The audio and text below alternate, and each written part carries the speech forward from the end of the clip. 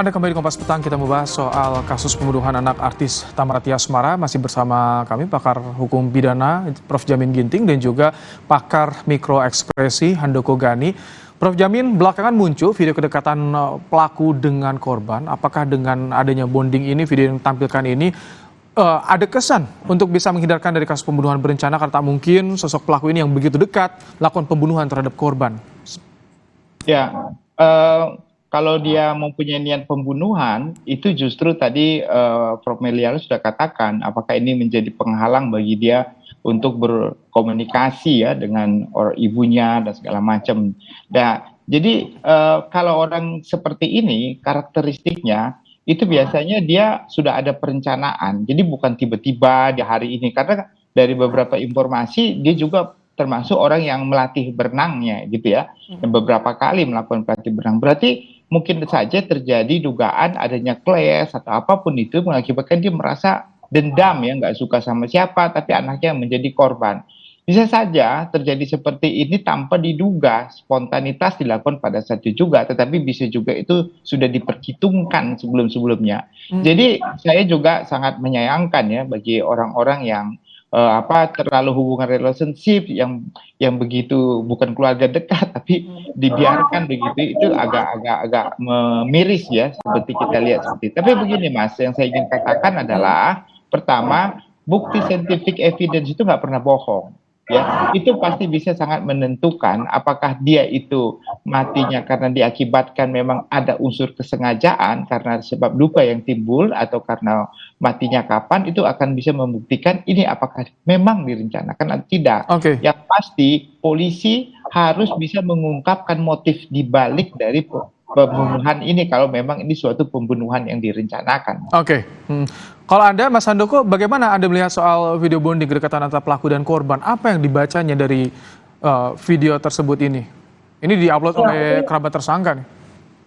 Saya perhatikan mungkin video-video tadi atau image-image tadi itu memang pasti tersebar karena sebuah tujuan ya. Mungkin salah satunya untuk membela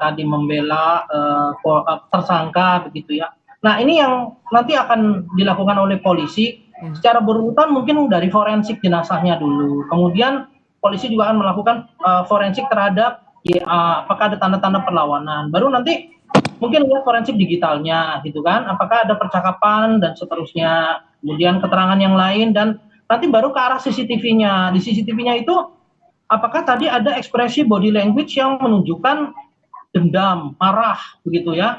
Nah, ada nggak tanda perlawanan dari si anak? Nah, kemudian dari situ nanti akan bisa mematahkan beberapa asumsi-asumsi yang mungkin sedang ada di masyarakat. Nah, salah satunya adalah tadi upaya menghadirkan foto video yang menunjukkan kedekatan antara korban dengan pelaku ya. Nah, di situ nanti kalau hasil forensiknya menyatakan tidak ada misalnya tidak ada unsur dendam, nah tinggal nanti di CCTV-nya berarti. CCTV-nya nanti gimana nih? Nah, itu memang nanti saya rasa biar hakim yang akan menentukan bobot dari masing-masing bukti yang dihadirkan oleh JPU ataupun oleh pengacara dari pelaku ya. Baik. Prof. Jamin, kalau misalkan ini bagaimana polisi menggali untuk membuktikan pembunuhan berencana? Karena tadi ada alibi yang disampaikan soal latihan pernapasan, ada juga video kedekatan antara korban dan pelaku. Apakah ini termasuk berpengaruh pada proses penyidikan? Ya, proses penyidikan itu justru berangkat dari hubungan kedekatan itu. Jadi hubungan kedekatan itu berangkat dari sana, diduga ada percakapan, lalu nanti dilihat hasil dari keterangan dari ibunya terkait dengan kematian orang tersebut karena lalu hasil forensiknya. Jadi saksi, kalau dalam konteks pidana itu yang paling penting ada saksi ya. Yang kedua yaitu ini alat bukti yang bisa dijadikan sebagai forensic evidence ya, ataupun digital evidence. Nah, ini bukti pendukung begitu. Nah, nanti kalau dianggap sebagai suatu kelalaian karena nggak bisa ngajarin, itu bisa dibuktikan dari rentetan kejadian seperti itu. Kalau matinya karena ada perlawanan, berarti bukan karena kelalaian. Atau karena sudah ada perencanaan sebelumnya, dia pernah berantem lalu menyebutkan akan membunuh anaknya atau akan mengancam anaknya, nah itu menjadi dasar. Jadi itu yang disebut sebagai evidence, di mana evidence itu saling connecting ya, keterkaitan, yang disebut sebagai circumstances evidence tadi yang saling terkait. Nah, yang perlu saya sarankan kepada masyarakat, jangan terlalu percaya kepada orang terdekat yang bukan family, karena silent killer itu justru orang yang terdekat begitu. Jadi hati-hatilah menghadapi untuk seperti itu. Baik, Mas Handoko, bagaimana Anda melihat seorang ibu yang mempercayakan anaknya bersama dengan orang lain, orang terdekat, seperti apa soal kedekatan pelaku dengan korban ini yang Anda lihat sampai orang tuanya percaya? Ini bukan kali pertama, beberapa kali seperti itu dititipkan. Ini menarik ya, di satu sisi statusnya kan bercerai. Saya nggak tahu hak asuhnya tuh terhadap diberikan kepada ibunya ini atau ayahnya. Nah, yang menarik memang ketika hak asuh diberikan oleh kepada misalnya ibunya kemudian menunjuk orang lain, harusnya di sana kan ada kesepakatan juga begitu ya.